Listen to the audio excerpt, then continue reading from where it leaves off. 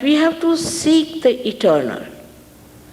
We have to seek the eternal, and the transitory is to be used in moderation, in its own limitation, and in its full understanding. Today's problems of ecology, this, that, all these things come from human error, and the human error is because they have not found out the eternal. When you find out the eternal, then you become a balanced personality. Absolutely a balanced personality. And the balance comes from divine wisdom. All the problems today are because human beings are not at that level of self-knowledge. Because human beings are still relatively living. One person thinks this is good, another thinks this is good. And that's how we exploit each other. We exploit the nature. We create problems and everything repels on us because transitory things, as you know, are transitory because they have inbuilt quality to get destroyed. They get destroyed, and gradually we learn from them how to destroy. But human beings are the epitome of evolution. God has created human beings as the highest creation. Maybe we have been given freedom, a complete freedom to choose.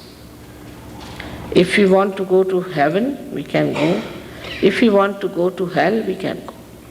So this freedom we have been acting on, we can say as trial and error, error and trial. And ultimately, a stage has to reach where we start thinking, what mistake did we commit? Where did we go wrong? And there we have to realize that the eternal we have not sought. We see this miracle, say, of flowers. We see the flowers, how beautiful they are, created by nature. We can't create even one of them. Spontaneously, they appear according to the different categories they belong. The choice, such a big choice. All this and many other such living things are done by this divine power. But we take it for granted. We just take it for granted. And the greatest thing that has happened is that today human beings are brought to this level that now they have become divine computers. They can become divine computers. It's a very beautiful thing that is ahead of us. Only thing we should know that we have to grow into that new awareness. This is called as the one that we call knowledge. Knowledge is not mental knowledge. By reading, you do not become. Kabira once said that by reading too much, the great learned people have become stupid. First I used to think, how can that be? Padi pandita murakha bhai.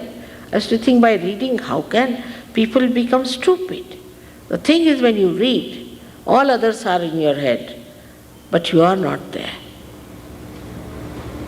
And this is, I find today, that we think by reading will become the knowledge. Knowledge will be, but that's not an absolute knowledge. That's not. That is a relative knowledge. To get to the absolute knowledge, you have to become something. You have to become the Spirit. And once you become the Spirit, this knowledge is just manifested. It can be manifested even in a little child, and a child can know It's a subjective knowledge, we can say, but absolute. It is not arbitrary, it's collective. You put 10 children who are realized and ask them, what's wrong with this person? Immediately they'll raise the same finger. This is the thing. Now ask that person, something wrong with your throat? Are you suffering from some trouble? He'll say, yes, how do you know? These children are telling me. So only the decoding is needed afterwards. That what's wrong with you? What finger is burning? What is the problem?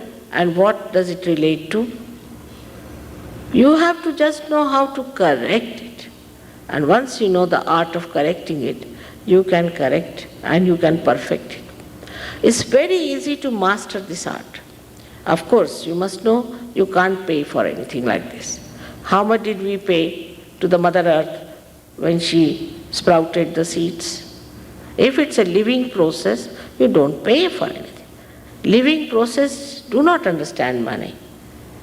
How can you pay for these flowers when you have to pay to the Mother Earth? Of course, you can pay to the florist. That's a different point. But to the Mother Earth, you cannot pay. She does all the job without any payment. In the same way, this is a living process, and you must know that you cannot pay for it. Anybody who says that I'm doing God's work, I'm doing this work for emancipation of your soul and all that, and takes money, tell him that he should redeem his own soul first. You cannot pay for it. You cannot put in effort also, because it is a spontaneous thing.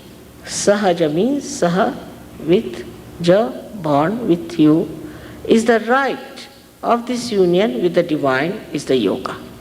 For this you cannot pay, nor can you command, nor can you demand. You cannot ask. It just works.